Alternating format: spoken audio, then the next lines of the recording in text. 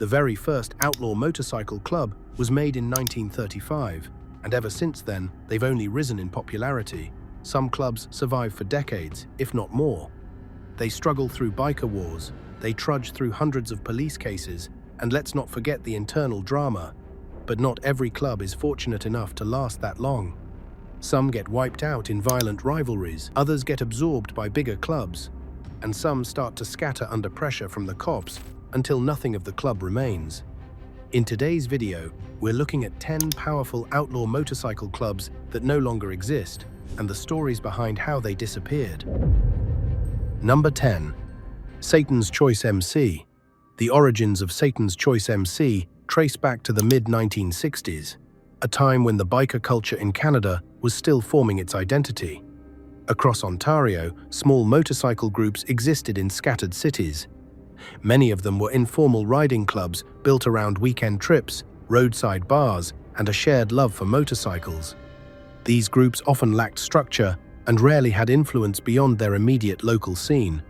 A number of riders in Ontario believed that could change.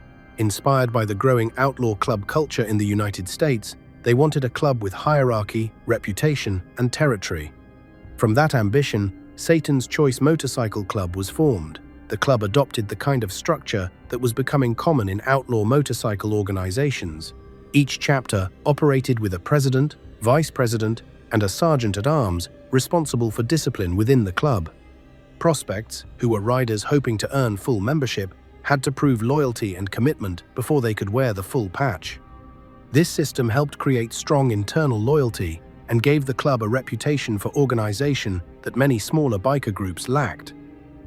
During its early years, the club expanded steadily across Ontario. Chapters began forming in multiple cities, and the Satan's Choice patch became a recognizable symbol within the province's biker gatherings. At rallies and late-night bar meetups, riders wearing the patch often arrived in groups, their motorcycles lined up outside, while music and conversation filled the venues inside. The club began attracting attention not only because of its name, but because of the discipline its members displayed. Growth in the outlaw biker world rarely occurred without creating rivals.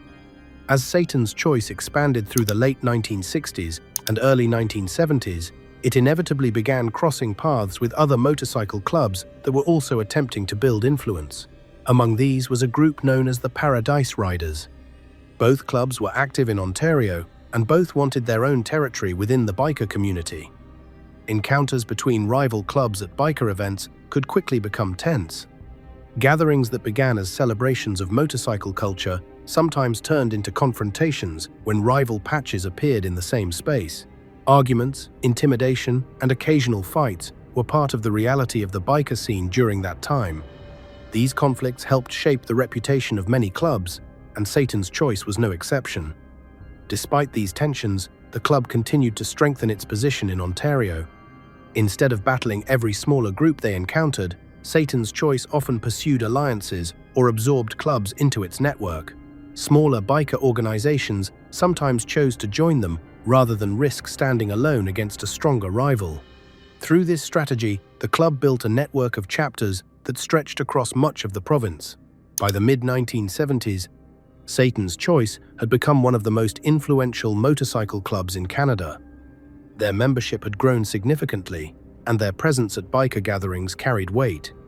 When the club's members arrived at an event, other riders knew they were dealing with an organization that had numbers, leadership, and territory behind it. For several years, Satan's Choice operated as one of the dominant forces within the Ontario biker world. Across the border in the United States, the Hells Angels Motorcycle Club had already built an international reputation. Their name carried influence far beyond the cities where their chapters operated. By the late 1970s, the Hells Angels began expanding their presence into Canada.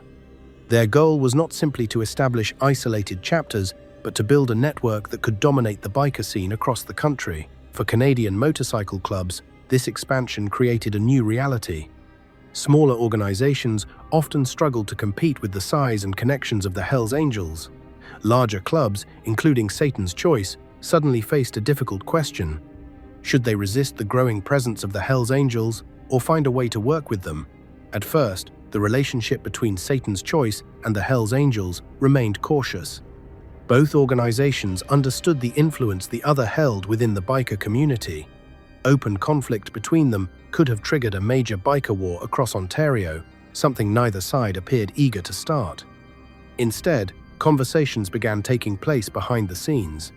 The Hells Angels had used a particular strategy before when entering new territories.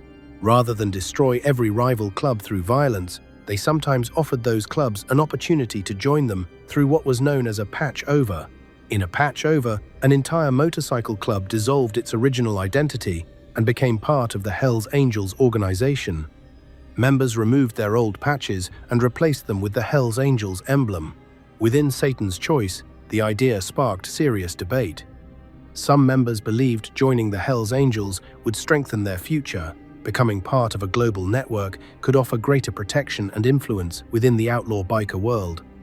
Others felt strongly that Satan's Choice had already built its own legacy in Canada and should remain independent. The discussions continued for several years, and the decision was not easy. The club had spent nearly 2 decades establishing its identity. Abandoning that identity meant letting go of the name, the patch, and the reputation that members had spent years building. In the end, the leadership of Satan's Choice made a decision that would reshape the Canadian biker landscape. In 1984, a large portion of the club agreed to patch over and become members of the Hells Angels Motorcycle Club. For the Hells Angels, the move instantly expanded their presence across Ontario. Instead of slowly building chapters, they absorbed an established organization with experienced members and existing territory. Number 9. Rock Machine. In the 1990s, the province of Quebec became the center of one of the most violent biker conflicts in North American history. Explosions ripped through storefronts in the middle of the night. Gunfire echoed through quiet neighborhoods. Cars burst into flames in parking lots. For several years, police investigators struggled to keep pace, with a growing wave of violence tied to rival outlaw motorcycle clubs fighting for control of territory. At the center of that conflict stood a club known as Rock Machine Motorcycle Club. What began as a regional biker organization would eventually become one half of a brutal struggle that reshaped the entire Canadian outlaw biker landscape. The story of Rock Machine began earlier, in the late 1970s and early 1980s, when Quebec's biker scene was still fragmented among multiple clubs. Montreal and the surrounding regions had several motorcycle organizations operating at the same time, each with its own local reputation. Some clubs focused primarily on riding culture and biker gatherings, while others began developing stronger internal hierarchies and ambitions for greater influence. Within this environment, Rock Machine emerged as a club determined to establish itself as a serious force within the outlaw biker community. From its early years, Rock Machine built a reputation for organization and expansion. Like many outlaw clubs, it adopted a structured hierarchy, with chapter presidents, sergeants-at-arms, and prospects working toward full membership. The club attracted riders who wanted to belong to a group that projected strength and discipline. The Rock Machine patch began appearing at biker gatherings across Quebec, and the club slowly developed a network of chapters in several cities. As the club expanded through the 1980s, the biker landscape in Quebec was also changing. Larger international organizations were beginning to take interest in the region. Among them was the Hells Angels Motorcycle Club, which had already built a powerful reputation across the United States and was steadily expanding its influence in Canada. Quebec, with its growing biker culture and strategic location, became an important target for that expansion. At first, Rock Machine existed alongside other biker clubs in a tense but relatively stable environment. Rivalries existed, but the biker scene had not yet erupted into full-scale conflict. That balance began to shift in the early 1990s when the Hells Angels accelerated their efforts to dominate the Quebec biker world. Smaller clubs began aligning themselves with one side or the other, and the territory that had once been loosely shared started becoming fiercely contested. Rock Machine found itself positioned directly against the growing influence of the Hells Angels and their allied clubs. What followed was the beginning of what would later be known as the Quebec Biker War. Bombings began appearing across Quebec. Explosive devices were planted outside, businesses believed to be connected to rival clubs. Cars associated with members of opposing organizations were destroyed in fiery explosions. Shootings occurred outside bars and gathering places where rival riders were known to meet. What had once been a competitive biker scene had transformed into an open conflict for control of territory. Rock Machine played a central role in this struggle. The club's members were deeply involved in the escalating fight against Hells Angels affiliated groups. Each side attempted to weaken the other by targeting allies, disrupting operations, and expanding their own network of supporting clubs. The violence soon reached a level that alarmed the public and law enforcement across the province. Explosions sometimes occurred in crowded areas, and several incidents injured or killed people who had no direct connection to the biker world. The most shocking of these incidents happened when a bomb detonated near a vehicle in Montreal, killing an innocent young boy. The tragedy intensified pressure on police agencies to bring the conflict under control. Throughout the mid-1990s, the Quebec biker war continued to escalate. Both sides strengthened their alliances and recruited new members. Law enforcement agencies launched large-scale investigations aimed at dismantling the networks behind the violence. Surveillance operations expanded, informants were recruited, and coordinated raids targeted biker clubhouses across the province. Despite these efforts, the conflict persisted for years. Each new arrest or police operation was followed by further retaliation from rival groups.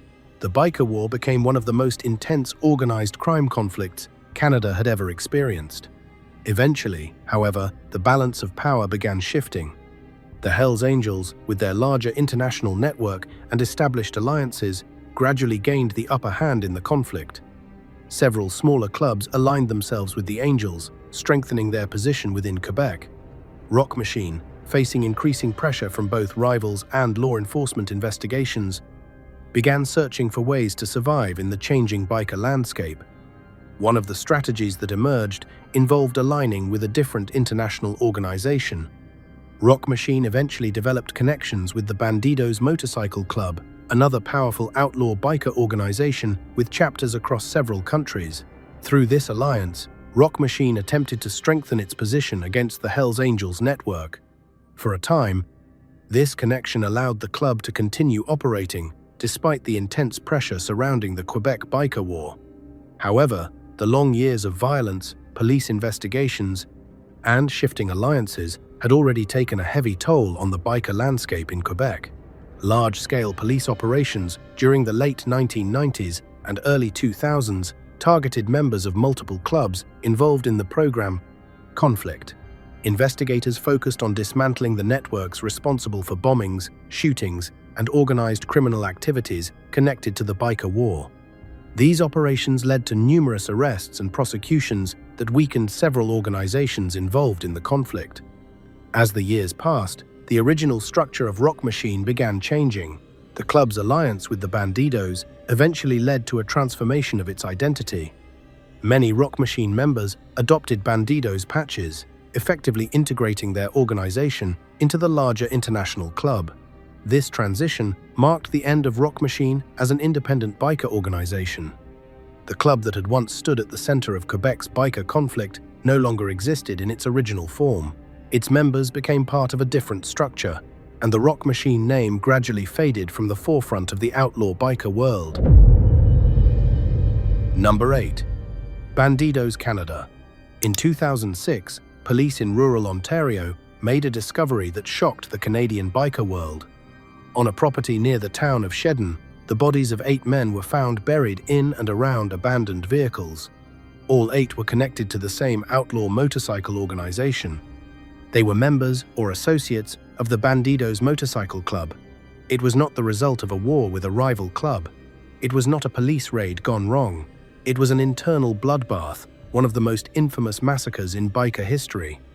And, for the Canadian chapter of the Bandidos, it marked the moment everything collapsed. To understand how things reached that point, the story has to begin with the broader reputation of the Bandidos themselves. Founded in Texas in the 1960s, the Bandidos Motorcycle Club grew into one of the largest outlaw biker organizations in the world. Their image was built on aggression, loyalty, and a hardline outlaw identity. Over time, the club expanded far beyond the United States, establishing chapters in Europe, Australia, and Canada. By the time the Bandidos' presence began taking shape in Canada, the patch already carried international weight. Joining the organization meant joining a brand that was feared, respected, and deeply tied to the global outlaw biker scene. In Canada, the Bandidos did not rise the way some older regional clubs had. They were not built from decades of local identity in one province. Instead, their growth was tied to a different strategy. They gained traction partly through alliances and conversions involving existing biker groups, especially in the aftermath of years of violence and instability within the Canadian outlaw biker landscape. Some riders were attracted to the Bandidos because the club offered something powerful and immediate. It gave them access to an international brotherhood, a recognized patch, and the sense that they belonged to something larger than a local chapter network. In the years after the Quebec Biker War and the expansion battles involving clubs like the Hells Angels and Rock Machine, the biker scene in Canada had become more dangerous, more political, and more fragmented. In that environment, the Bandidos seemed like a club that could offer strength. But that appearance hid serious weaknesses. The Canadian side of the organization did not always have the same deep structure or discipline that long-established chapters elsewhere had built over decades. Ambition was present, reputation was present, but internal stability was far less certain. As the Canadian Bandidos grew in the early 2000s, tensions began building inside the organization. Members did not all share the same level of commitment, and some chapters lacked the cohesion expected in a club that prided itself on discipline. Personal conflicts, distrust, and leadership problems started to spread beneath the surface. In many outlaw biker organizations, internal weakness is one of the most dangerous signs of all.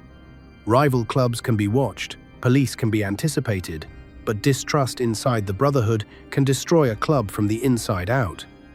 At the center of the crisis was Wayne Celestine, a national figure within the Canadian Bandidos structure and a man whose property near Shedden would later become the scene of the massacre. Celestine had influence, but he was also a deeply divisive figure.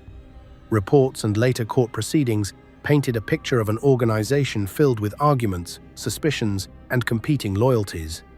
Some members were seen as committed, others were viewed as weak, unreliable, or a threat to the future of the club. In a culture where loyalty is treated almost like law, that kind of suspicion can quickly turn deadly. By this point, the Canadian Bandidos were not simply facing outside pressure, they were unraveling internally. Members distrusted each other, leadership was unstable, the dream of building a strong national Bandidos presence in Canada was beginning to crack. What made the situation even more dangerous was that many of the people involved still wore the same patch and spoke the language of brotherhood. On the outside, it was one club. On the inside, it was becoming a fractured organization moving toward violence. Then came April of 2006. A meeting was arranged at Celestine's rural property near Shedden, Ontario. Gatherings like this were not unusual in the biker world. Meetings could involve discipline, planning, or internal disputes, but this one ended in catastrophe. 8 men connected to the Bandidos were murdered. Their bodies were later found at the property, dumped in and around old vehicles. The discovery stunned investigators and immediately became national news. It was not just the scale of the killings that made the case so shocking. It was the fact that the victims had all come from within the same outlaw organization. The Shedden massacre shattered the image of Bandidos Canada almost overnight. Any illusion of strength or unity was gone. The murders exposed a club that had become consumed by its own internal dysfunction. Instead of presenting the image of a disciplined international brotherhood, the Canadian chapter now looked like a fractured group that had turned on itself in the most brutal way possible. The investigation that followed was massive. Police moved quickly, and the case drew enormous media attention across Canada. Multiple arrests were made, and prosecutors built a case that laid bare the extent of the internal collapse. Wayne Celestine and several others were eventually convicted in connection with the murders. The trial and its aftermath kept the story in the public eye for years, turning the Shedden massacre into one of the defining organized crime cases in modern Canadian history. The massacre did more than eliminate members, it destroyed legitimacy. In the outlaw biker world, reputation is everything. A club can survive pressure from rivals, It can survive raids, surveillance, and prison sentences. But recovering from a massacre carried out within your own ranks is far harder. The killings made Bandidos Canada look broken, unstable, and incapable of maintaining order within its own structure. Whatever ambitions the club once had of becoming a major long-term force in the Canadian biker world were effectively finished. The collapse happened fast after that. Membership weakened, public pressure intensified, law enforcement scrutiny deepened. The Canadian chapter never regained real momentum. What had once seemed like the expansion of a feared international outlaw brand into Canada now stood as a cautionary example of how quickly internal betrayal can destroy a club from within. Number 7. Lost Breed MC.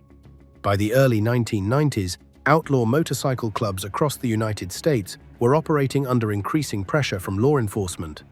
Federal investigators had begun treating biker organizations not simply as riding clubs, but as structured networks that could operate across multiple states. Agencies such as the FBI and the Bureau of Alcohol, Tobacco, and Firearms started building long-term investigations aimed at dismantling these networks. One of the clubs that eventually found itself under this growing scrutiny was the Lost Breed Motorcycle Club. The Lost Breed MC was formed during the 1970s, emerging from the expanding outlaw biker culture that had spread throughout the United States after the rise of earlier clubs such as the Hells Angels and the Outlaws.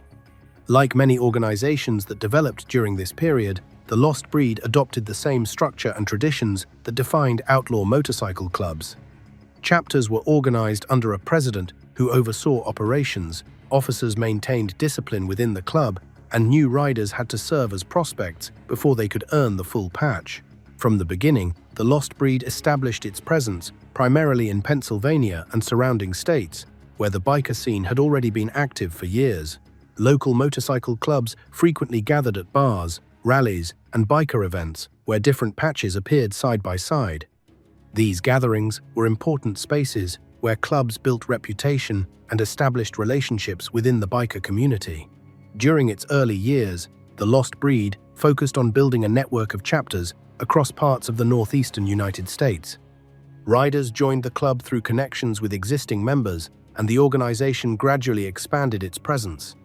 The Lost Breed patch began appearing more frequently at biker gatherings, signaling that the club was becoming an established part of the regional biker landscape. Like many outlaw motorcycle clubs of that era, the Lost Breed relied heavily on the loyalty between its members. Meetings at clubhouses reinforced the internal structure of the organization, and members were expected to represent the club whenever they wore the patch in public. Brotherhood and identity were central elements of outlaw motorcycle culture, and the Lost Breed embraced those traditions as it continued expanding. But as the club grew during the 1980s, law enforcement agencies were beginning to pay closer attention to biker organizations operating across state lines. Federal investigators were developing new strategies designed to target entire networks rather than individual members. Instead of focusing on isolated incidents, authorities began collecting information about the structure and leadership of outlaw motorcycle clubs. These investigations often lasted for years as agents gathered surveillance, informant testimony, and evidence that could eventually support large-scale prosecutions. The Lost Breed eventually became one of the organizations investigated through these methods. Authorities suspected that members of the club were involved in criminal activities connected to the broader outlaw biker world. Investigators began monitoring the movements of certain members and collecting evidence related to the club's operations. Meetings between chapters and travel across state lines attracted attention from agencies attempting to understand how the organization functioned. During the 1990s, law enforcement operations targeting members of the club led to several arrests connected to drug distribution and other criminal charges. Federal prosecutors began building cases that focused on the broader activities of the organization rather than just isolated incidents. These prosecutions placed significant pressure on the club's leadership and membership. When key members of a biker organization face criminal charges, the impact often spreads quickly through the entire network. Leadership within certain chapters becomes unstable, and the club's ability to coordinate its activities weakens. For the Lost Breed, The growing number of investigations and arrests began disrupting the structure that had supported the club's expansion during earlier years. At the same time, the broader biker landscape was becoming more competitive. Larger outlaw motorcycle clubs were expanding their influence across multiple states, strengthening their networks and solidifying their control over certain territories. Smaller and mid-sized clubs, like the Lost Breed, found it increasingly difficult to maintain the same level of presence within the biker world. Without stable leadership, and with several members facing legal problems, some Lost Breed chapters began weakening. Clubhouses that had once hosted regular meetings became less active as members dealt with the consequences of the investigations. Some riders stepped away from the organization entirely, while others attempted to maintain the club's identity despite the growing pressure. But the momentum the club had built during the 1970s and 1980s was fading. Over time, the number of active chapters declined. By the late 1990s and early 2000s, the Lost Breed Motorcycle Club had largely faded from the biker world. Number 6. Bad Company MC. During the 1980s, the biker landscape in Western Canada was beginning to shift.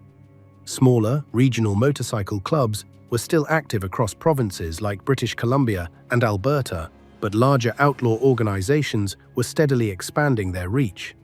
The Hells Angels had already established a powerful presence in parts of Canada, and their influence continued growing as new chapters appeared in key cities. In the middle of this changing environment, one club that developed a strong reputation in Western Canada was the Bad Company Motorcycle Club.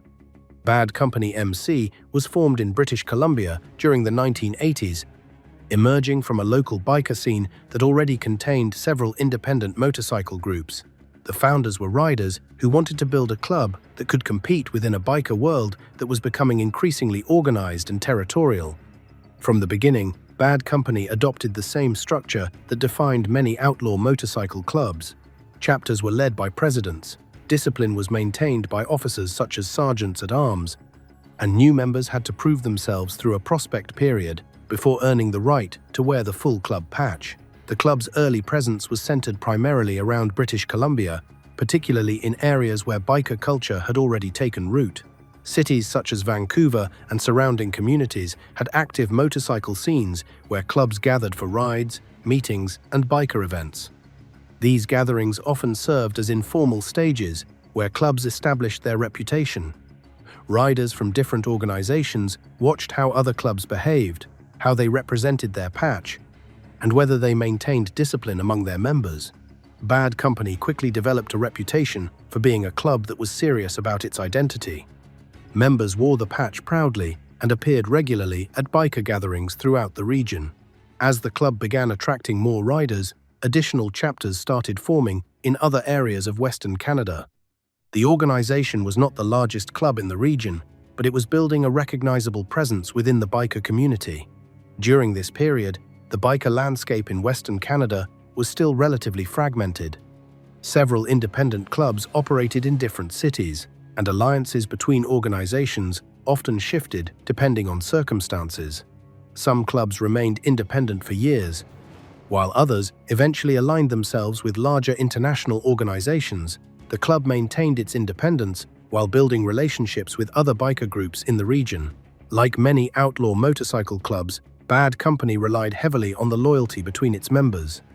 The club's identity was reinforced through regular meetings, rides, and the strict expectations placed on members who wore the patch.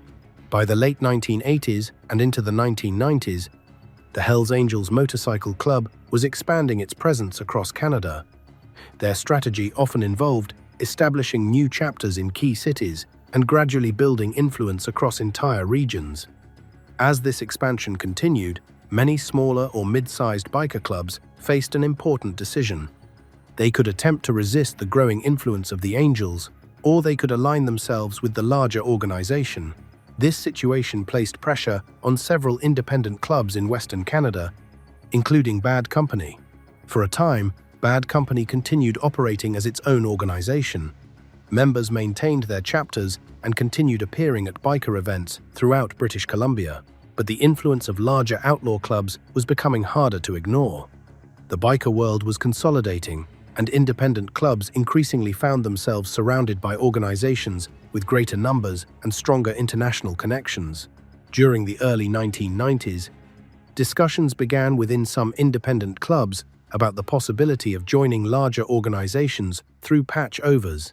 A patch-over meant that an entire motorcycle club would dissolve its identity and become part of another organization.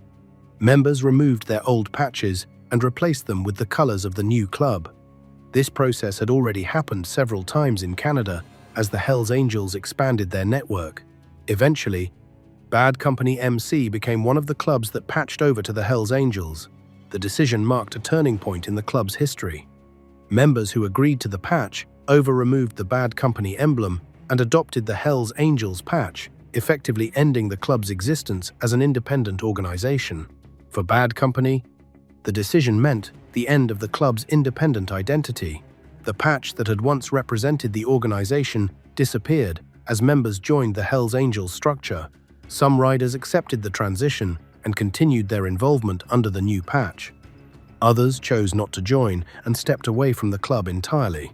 The story of Bad Company MC reflects that broader shift within the Canadian biker landscape. Number 5. Paradise Riders MC. The Paradise Riders Motorcycle Club emerged during the late 1970s, a time when outlaw motorcycle culture was spreading throughout many parts of North America. The influence of early clubs, such as the Hells Angels, the Outlaws, and the Pagans, had already established the traditions that new motorcycle clubs would follow. These traditions included a clear chain of command, a prospect period for new members, and strict loyalty to the club and its patch. The organization developed primarily in Pennsylvania and neighboring states, where the biker community had long been active.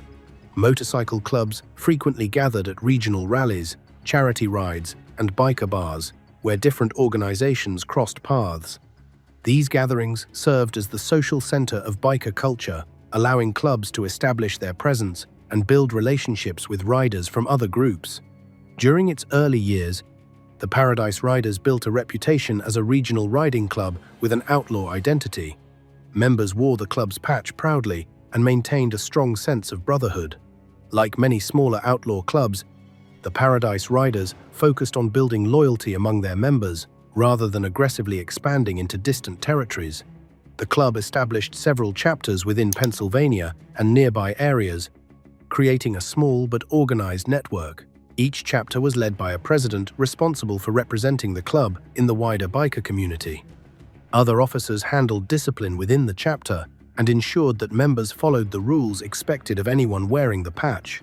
Throughout the 1980s, the Paradise Riders maintained a visible presence within the regional biker scene.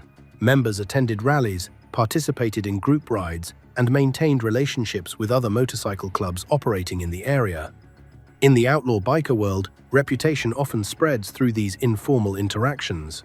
Riders observe how other clubs behave, whether they maintain discipline among their members, and whether they command respect when they appear at gatherings. The Paradise Riders developed a reputation as a tight-knit regional club that valued loyalty among its members. But as the club continued operating through the 1980s and into the 1990s, the broader biker landscape was beginning to change. Larger outlaw motorcycle organizations were expanding their reach across multiple states. Clubs such as the Pagans Motorcycle Club, which had already established a strong presence throughout the eastern United States, were consolidating their influence in many regions where smaller independent clubs operated. This expansion created new pressure for regional motorcycle clubs. Independent organizations like the Paradise Riders had to navigate a biker environment where larger clubs increasingly controlled territory and influence. Smaller clubs often faced difficult decisions about how to survive within this shifting landscape. Some attempted to remain independent, despite the growing power of larger organizations. Others chose to align themselves with dominant clubs in order to maintain stability. For several years, the club continued functioning as an independent organization. Members maintained their chapters and continued appearing at biker events throughout Pennsylvania and nearby states. But the expanding influence of larger outlaw clubs gradually reshaped the regional biker scene. As the 1990s progressed, some of the smaller motorcycle clubs operating in the northeastern United States began disappearing through patchovers or dissolutions. A patchover occurs when an entire club abandons its original identity and joins a larger organization. In other cases, clubs simply dissolve as membership declines and chapters struggle to maintain activity. The Paradise Riders eventually followed the second path. Rather than transforming into a larger organization or merging with another, the Paradise Riders began losing momentum as the biker landscape around them became more competitive. Recruitment became more difficult as riders were increasingly drawn toward larger clubs that offered broader networks and stronger influence within the biker world. Without steady recruitment and strong chapter leadership, maintaining an outlaw motorcycle club becomes extremely difficult. Over time, some Paradise Riders chapters became less active as members stepped away from the organization. Meetings became less frequent, and the club's presence at biker gatherings gradually declined. The patch that had once appeared regularly at regional events began appearing less often. Unlike some outlaw motorcycle clubs that collapse after violent conflicts or major law enforcement operations, the Paradise Riders experienced a slower fading from the biker scene. As chapters lost members and recruitment slowed, the organization struggled to maintain the structure required for an outlaw club to survive. By the late 1990s, the Paradise Riders Motorcycle Club had largely disappeared from the regional biker landscape. Number 4. Bullshit MC. When riders first saw the patch, most of them assumed it was a joke. Across the back of a leather vest were two words that looked almost absurd compared to the intimidating symbols worn by most outlaw motorcycle clubs. Instead of skulls, wings, or grim imagery, the patch simply carried the name Bullshit Motorcycle Club.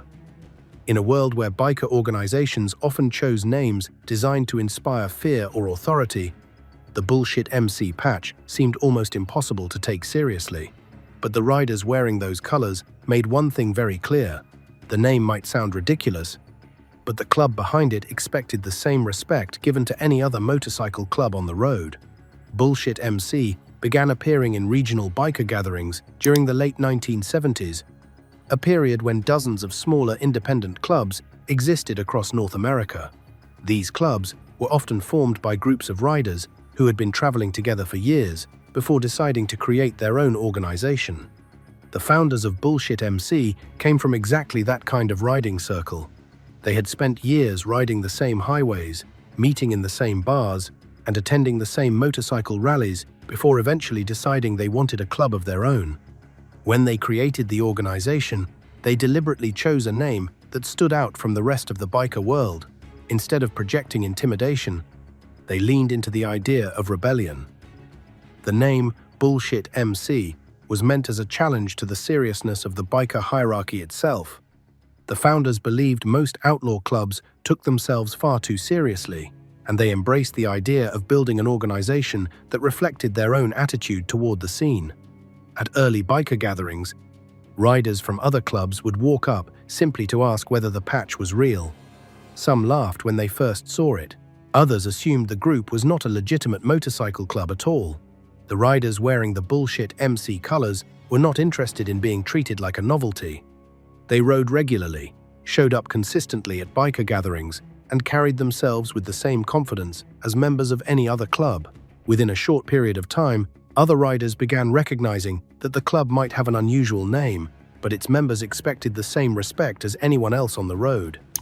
By the early 1980s, Bullshit MC had established a small but stable presence within its regional biker community. Members were frequently seen riding together on highways outside the city where the club had formed. Their motorcycles often appeared in small groups, wearing identical patches that quickly became recognizable to other riders.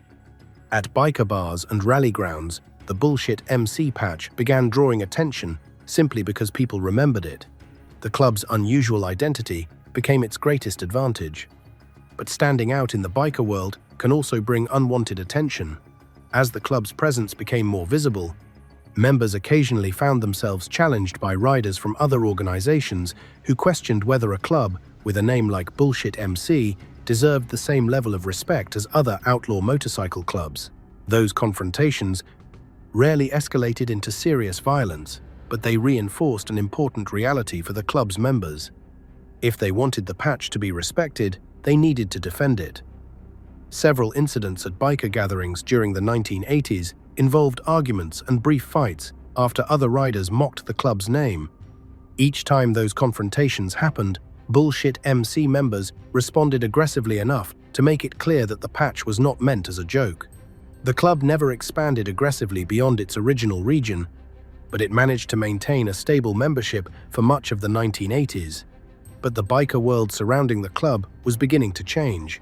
By the late 1980s and early 1990s, larger outlaw motorcycle clubs were expanding rapidly across North America. Organizations with hundreds of members were establishing new chapters in multiple cities, creating networks far larger than the smaller regional clubs that had once dominated local biker scenes. As those larger organizations expanded, the environment for independent clubs became increasingly difficult. Younger riders entering the biker world were often drawn toward clubs with larger reputations and stronger national networks. Recruitment became harder for smaller organizations that lacked the same visibility and influence. Bullshit MC gradually began feeling those pressures. Membership numbers started declining as older riders stepped away from the MCWA club and fewer new prospects replaced them. Some chapters struggled to maintain regular meetings as participation slowly dropped. Without steady recruitment, maintaining the structure of a motorcycle club becomes extremely difficult. By the mid-1990s, the presence of Bullshit MC had begun fading from the biker gatherings where the patch had once been easily recognized. Fewer members appeared at rallies, and the groups of riders wearing the club's colors became smaller. The patch that had once stood out because of its unusual name was no longer appearing as frequently as it once had.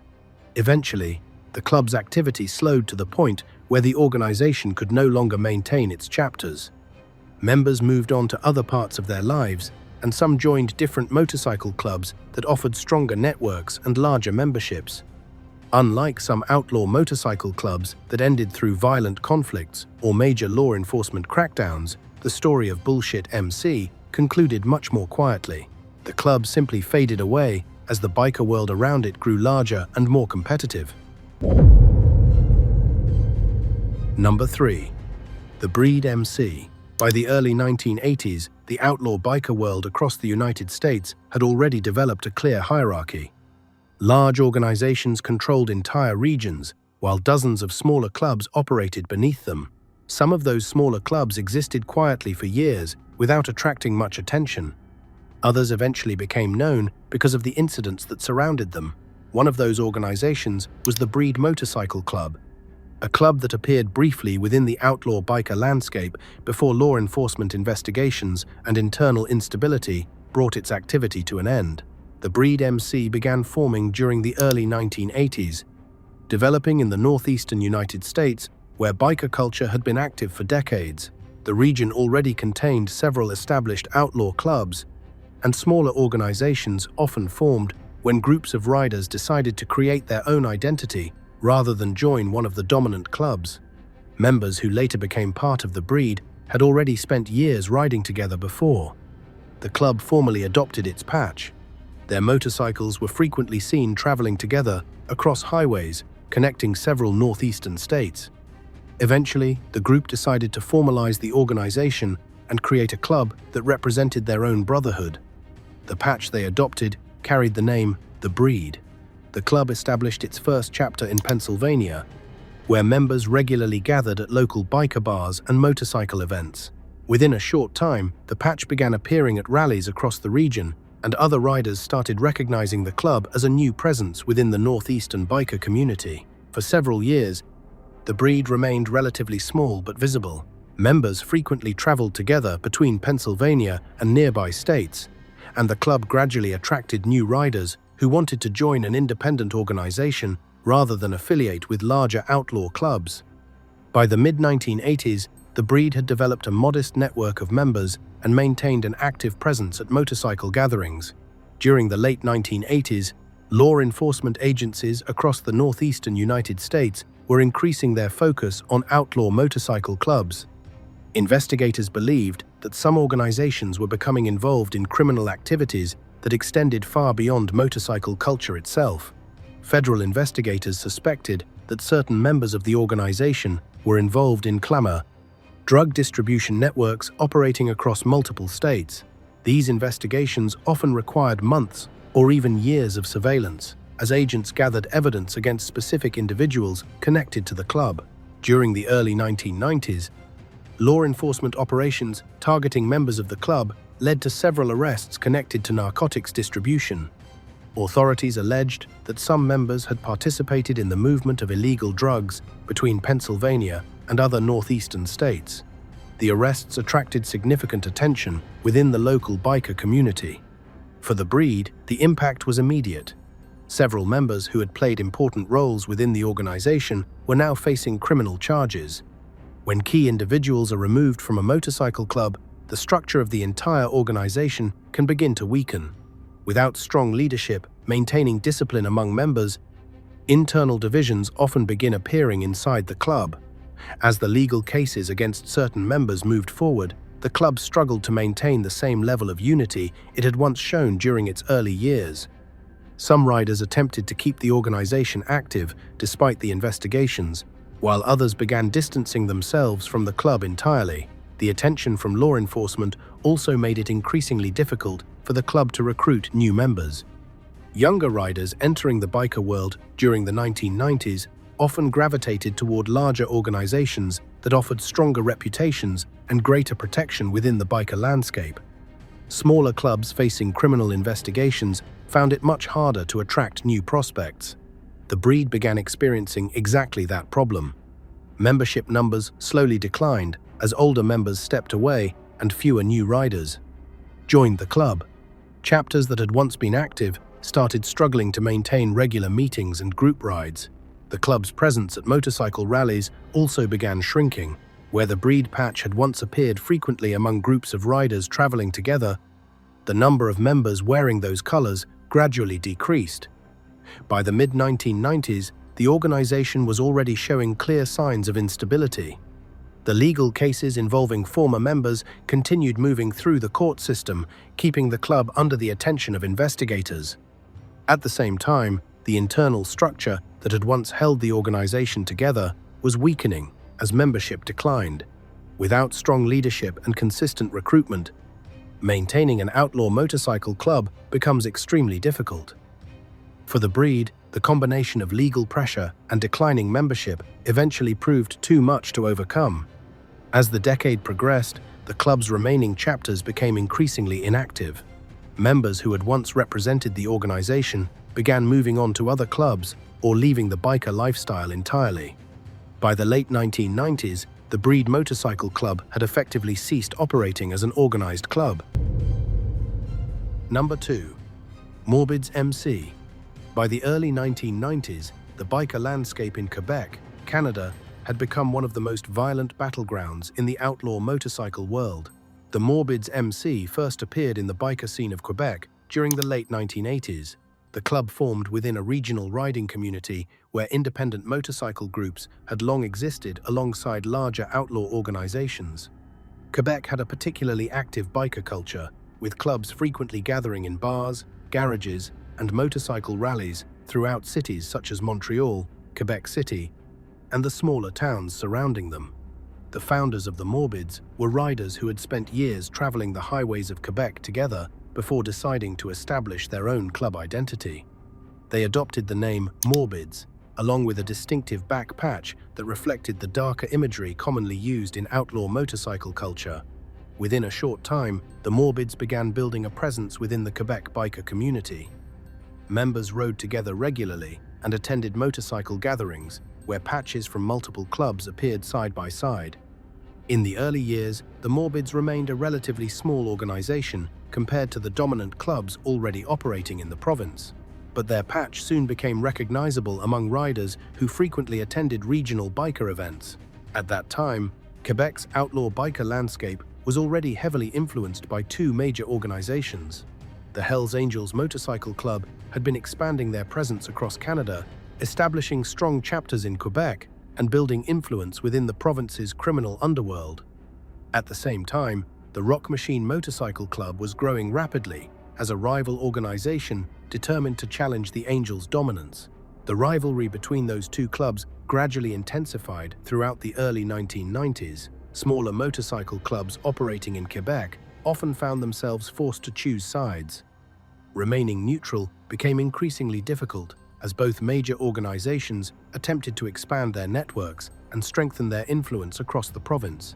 The Morbids eventually aligned themselves with the Rock Machine. This alliance placed the club directly inside the growing conflict between the Rock Machine and the Hells Angels. As tensions escalated, the Morbids became part of the network of smaller clubs supporting the Rock Machine during the early stages of the Quebec Biker War. Throughout the early 1990s, violence between rival biker organizations in Quebec began increasing dramatically. Bombings, shootings, and targeted attacks became common as both sides attempted to weaken their opponents.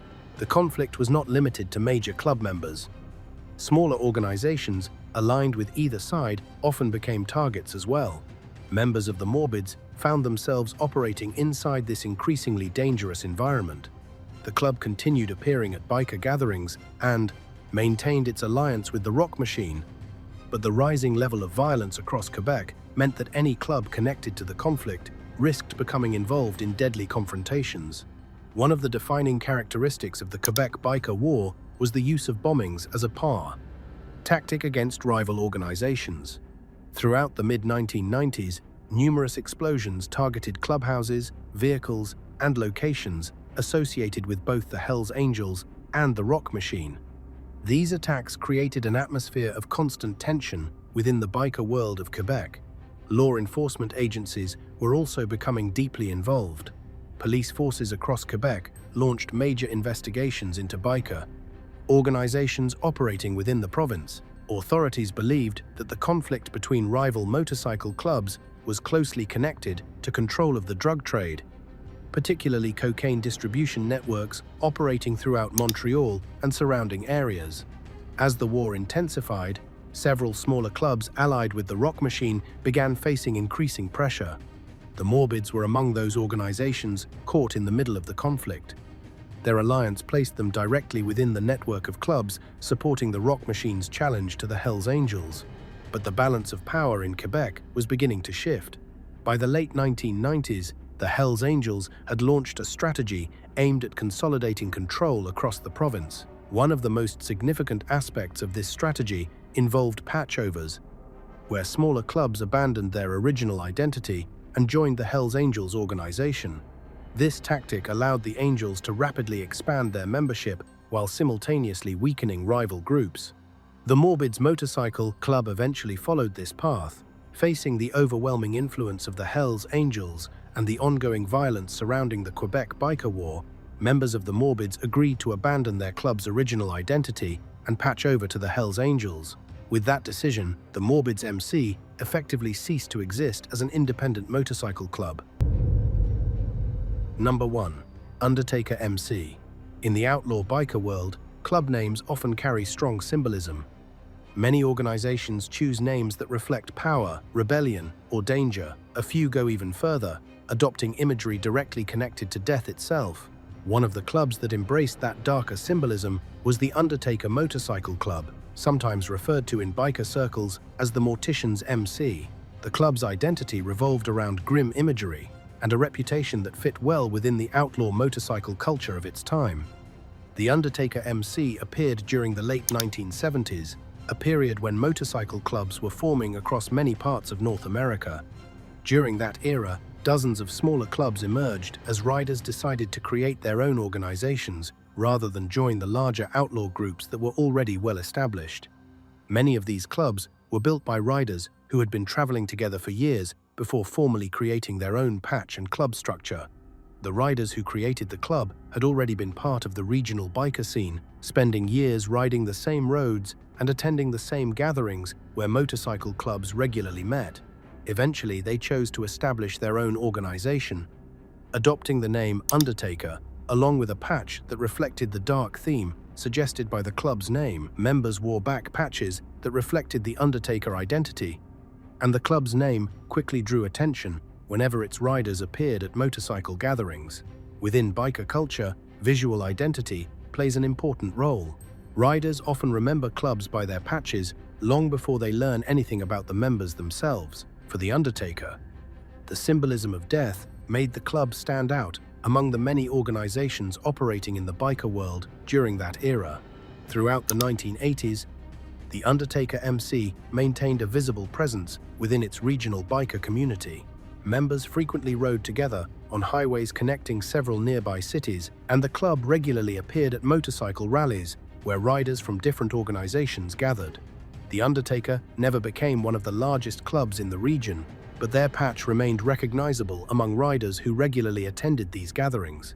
Like many independent motorcycle clubs operating during that period, the Undertaker maintained a relatively tight membership. Riders who joined the organization often did so through friendships and long-standing relationships with existing members.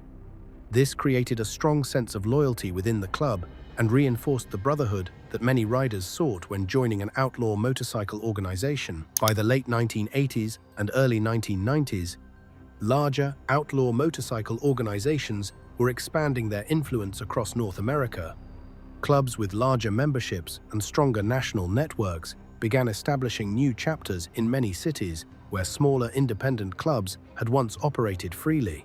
Independent organizations, such as the Undertaker MC, increasingly found themselves operating alongside larger clubs that possessed far greater numbers and influence. For smaller clubs, maintaining independence in this environment became more challenging.